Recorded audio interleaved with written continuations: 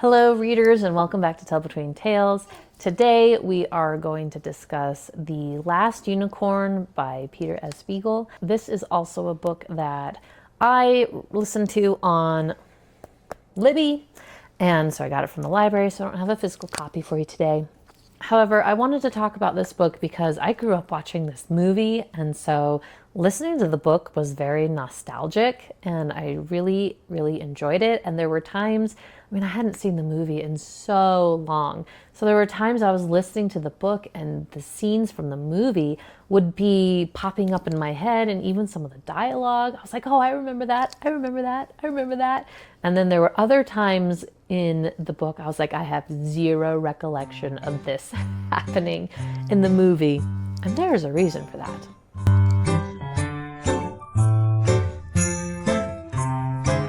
So let's discuss real quick what that reason is. What I discovered was that the movie with the screenplay was actually written by the author of the book.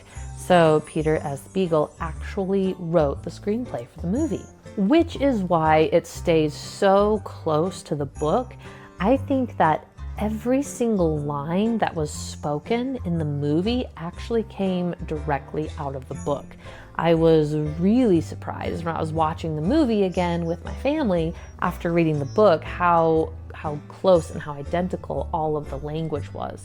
However, there's a lot of songs in the movie. They took out a lot of the meat of the book and a lot of the depth of the book, and they put in I think there's 5 songs, and it's not like a musical songs. It's like in the beginning of the book where our unicorn, she overhears the hunters saying, oh, there are no more unicorns in the world, so I don't think there's any unicorns in this forest. And the other one's saying, well, this one is the last unicorn, and you can tell that there's a unicorn here because the flowers never wilt and the animals are always elusive and you can't capture anything.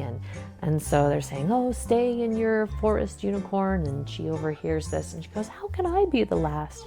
So she leaves her forest, and that starts our grand adventure. And in the movie, there's this big long song of her wandering the great wide world, searching for the unicorns.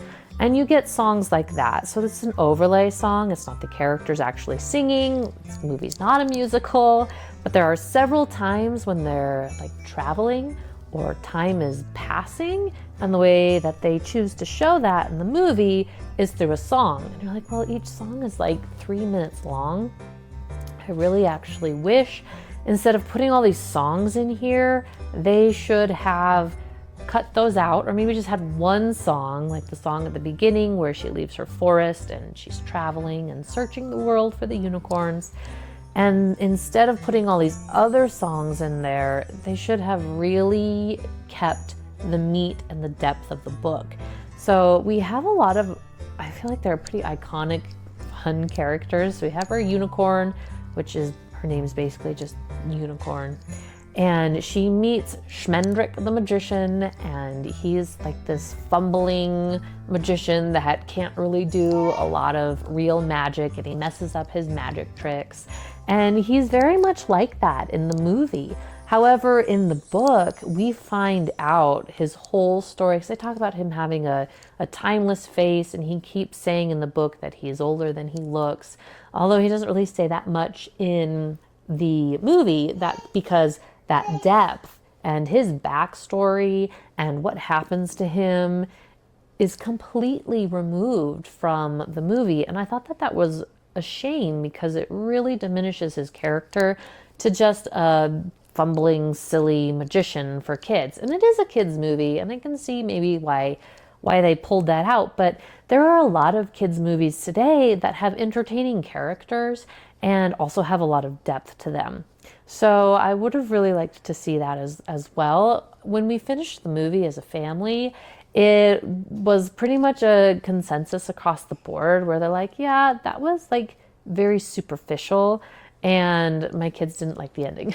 So the ending might be a little bit controversial, which I think is another aspect of them taking so much out of the book, because they really go into a lot of more detail near the end of that, because they're searching for the unicorns, of course.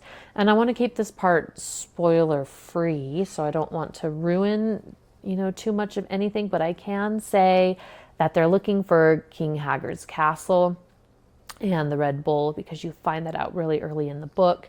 And that whole development of that whole plot line of who he is and what's really going on is very much more developed in the book. There's huge sections of the book that they just took out.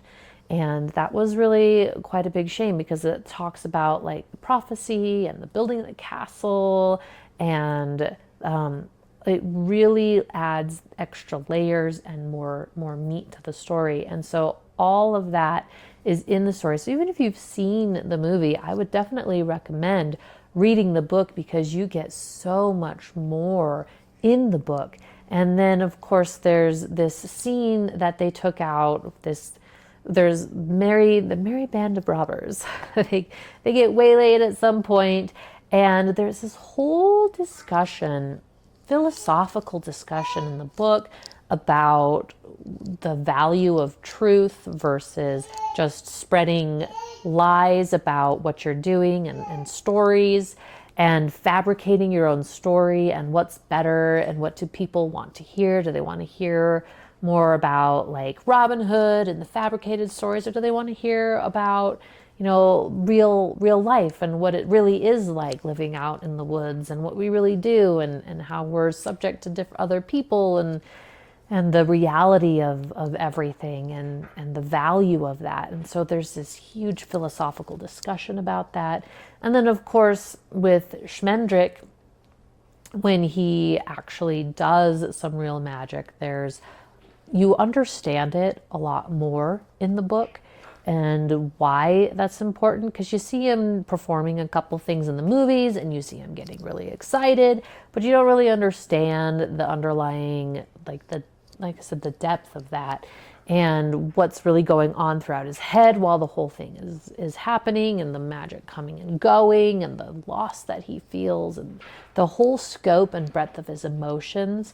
And when you pick up Molly, that would be maybe the one character that really doesn't get more depth in the book, which I was disappointed about, because you get this interaction where she's super angry at the unicorn. How could you come to me when I'm like this? And you don't get really any more backstory about her, which I was disappointed about in the book, because you get this huge emotional outpouring, and it just says, oh, and she didn't say anything else about it, and it was like this secret understanding between her and the unicorn, and you don't really get any more depth than that, which I was disappointed about. But I think the added depth that you get with Schmendrick and with King Haggard's castle, and especially with the ending, really helps to compensate for that. And Molly's character you get to see her, and throughout the rest of the book, and her interactions, and her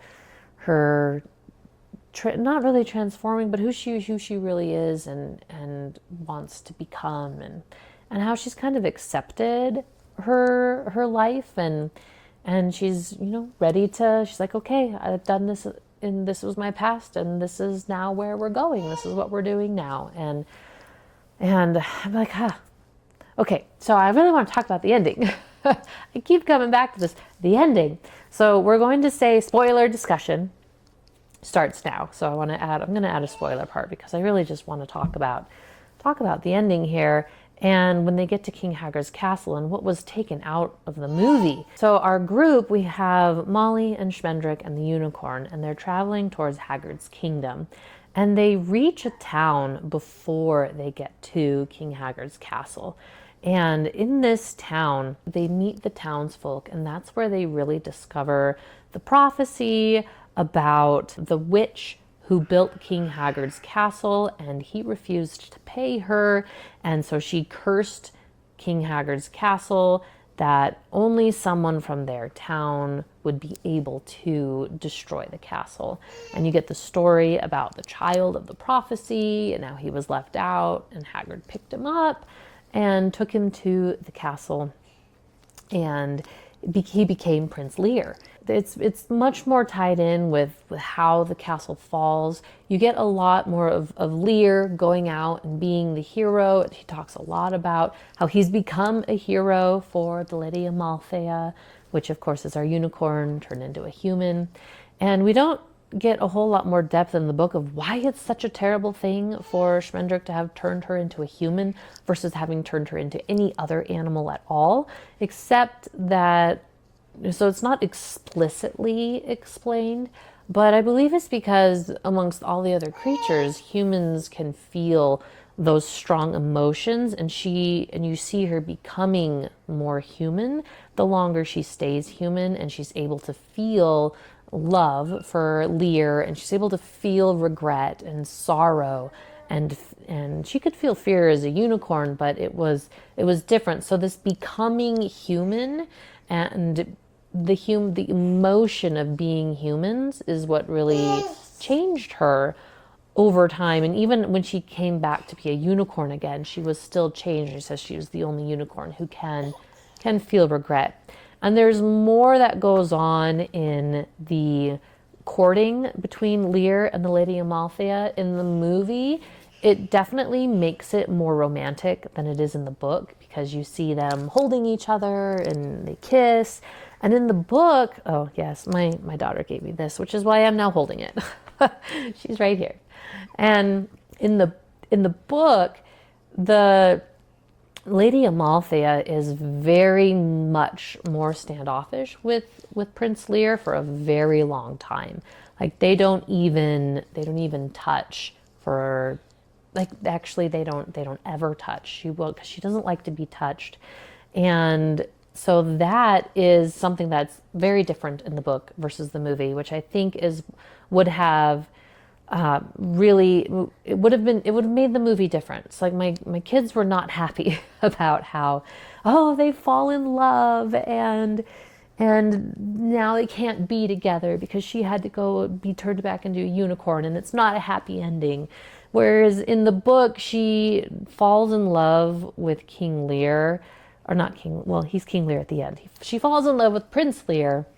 But it's much, much later, and it's different because, like I said, they don't touch, they don't kiss, and there's this scene when they're down in where the Red Bull is, and the Lady Amalthea holds out her hand, and they're like, oh well, and then Prince Lear will see it soon, and they will touch for the first time, but that gets interrupted, so they never actually physically touch as humans.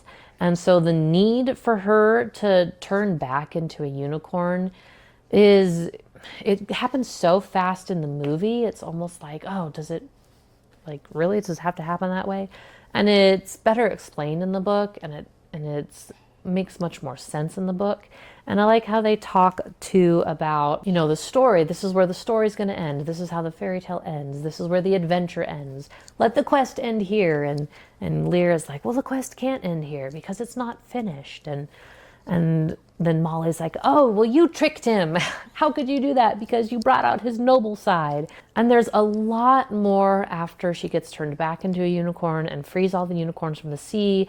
And they drive the Red Bull into the sea. And we see how the prophecy is fulfilled with Lear actually sacrificing his life, trying to protect Lady Amalthea, or after, the unicorn, now that she's a unicorn again. And it's his death that causes the unicorn to fight, to stand up for the Red Bull. So the love that she has for him is what